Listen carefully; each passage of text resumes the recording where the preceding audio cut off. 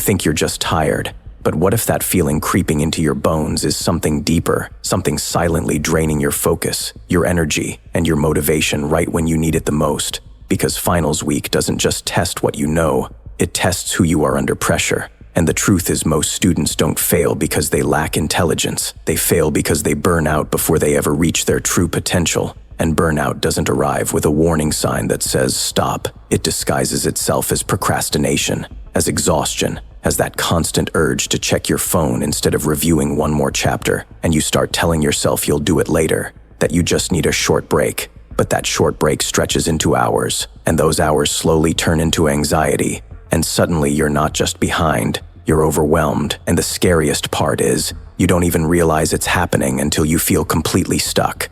Because burnout is not just physical tiredness, it is mental fatigue, emotional depletion, and a loss of direction all at once. And if you don't recognize the early signs, it will quietly take control of your performance, your confidence, guidance, and even your belief in yourself. So the first step is awareness. Noticing when your focus starts slipping, when small tasks feel heavy, when your mind feels crowded yet empty at the same time. Because these are not signs of laziness, they are signals that your system is overloaded. And instead of pushing harder like most people do, you need to pause and understand what your mind is trying to tell you. Because success during finals is not about how many hours you can suffer through. It's about how intelligently you can manage your energy, your attention, and your emotions. And that means learning to step back before you completely shut down. Because once burnout takes full control, even the simplest tasks feel impossible, and your confidence begins to collapse. And when that happens, it becomes harder to recover quickly. So the real winners during finals week are not the ones who study nonstop. They are the ones who know when to stop, when to reset, and when to refocus, because they understand that their brain is not a machine. It is a system that needs balance. And if you ignore that balance, you don't just lose productivity, you lose clarity, creativity, and the ability to perform under pressure. And that is exactly what finals demand from you. So as you move forward, you must start paying attention to your internal signals, because they are guiding you either toward burnout or toward sustainable success. And the choice you make in these early moments will determine how you show up when it matters the most. At this point, you might believe that pushing harder is the only solution, that sacrificing sleep, skipping meals, and isolating yourself from everything, except your books, will somehow guarantee success.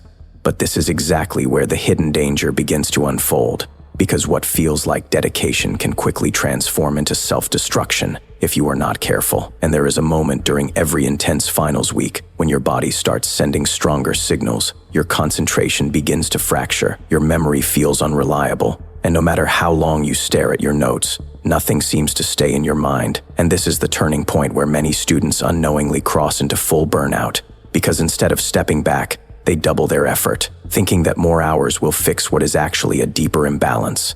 And suddenly the strategy that once worked for you stops working entirely, and that creates panic. And that panic pushes you into a cycle of stress, overwork, and diminishing returns, where every extra hour you invest gives you less and less in return.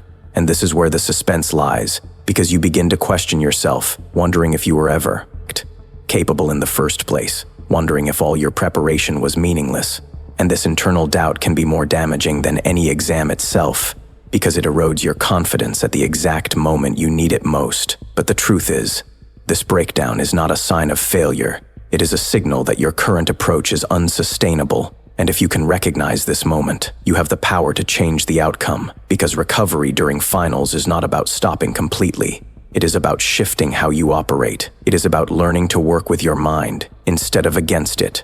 And that means introducing intentional pauses, even when it feels uncomfortable, taking short, focused breaks that allow your brain to reset instead of endlessly forcing it forward. It means fueling your body with proper nutrition and hydration, so your energy levels remain stable. It means protecting your sleep as if it is part of your study plan, because it is during sleep that your brain processes and stores everything you have learned, and without it, your effort becomes inefficient. And perhaps most importantly, it means narrowing your focus, letting go of perfection, and prioritizing the most important topics instead of trying to conquer everything at once, because clarity creates momentum, and momentum rebuilds confidence. And as you begin to regain that sense of control, something powerful starts to happen. Your mind becomes sharper, your energy becomes more consistent, and the overwhelming pressure begins to feel manageable again.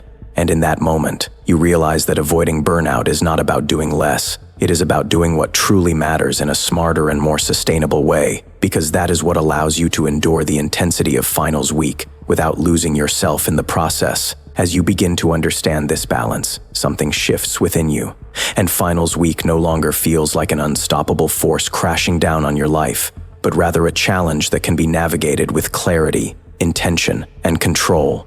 Because you realize that your greatest advantage is not how long you can study, but how well you can sustain your focus over time. And this is where true discipline reveals itself, not in exhaustion, but in consistency, in the quiet decision to take care of your mind even when pressure is at its peak, because staying energized during your toughest week is not about motivation alone. It is about building simple systems that support you when motivation fades, and that means structuring your day with clear priorities, breaking your study sessions into manageable blocks, and giving yourself permission to reset without guilt, because guilt only drains more energy and clouds your thinking. And as you move through each day with this approach, you begin to notice something powerful.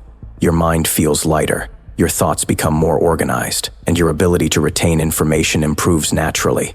And this is not accidental, it is the result of respecting your limits while still pushing forward with purpose. And in this state, focus becomes effortless. Not because the work is easy, but because your mind is no longer fighting against itself. And this is the hidden secret that most people overlook, that peak performance is not created through constant pressure, but through intelligent recovery combined with deliberate effort. And when you apply this consistently, you not only survive finals week, you perform at a level that reflects your true potential, and perhaps even more importantly, you carry this lesson beyond exams into every area of your life, understanding that burnout is not something to fear, but something to manage with awareness and discipline.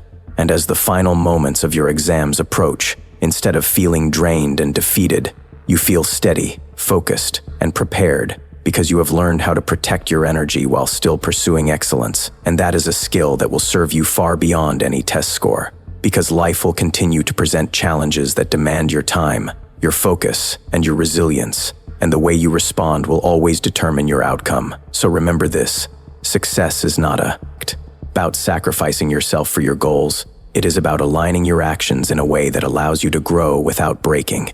And when you master this balance, there is no pressure that can truly overwhelm you, because you have built the ability to adapt, recover, and keep moving forward with strength and clarity. And that is what separates those who simply survive from those who truly succeed. And if you are benefiting from our topics, please subscribe, like, and turn on the bell notification so you can see our new videos early.